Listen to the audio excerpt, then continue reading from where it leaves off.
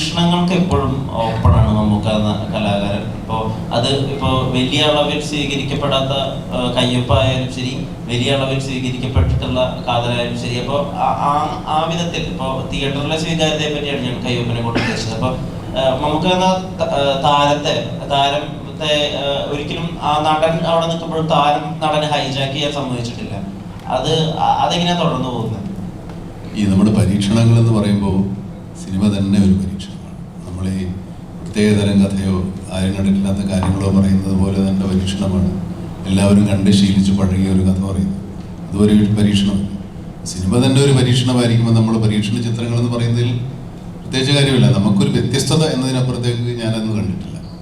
സാധാരണ ചെയ്യുന്നതിനപ്പുറത്തേക്ക് എന്തെങ്കിലും പുതിയ കാര്യം ചെയ്യണമെന്നുള്ള ആഗ്രഹം, അതിനുള്ള സാഹചര്യങ്ങളൊക്കെ ഒത്തുവരുമ്പോൾ അതിന് ഞാൻ സമ്മതം കൂടുന്നു മാത്രം. എല്ലാ മനഃപൂർവ്വം ചെയ്യുന്നത് പലതും മനഃപൂർവ്വം ചെയ്യുന്നതല്ല.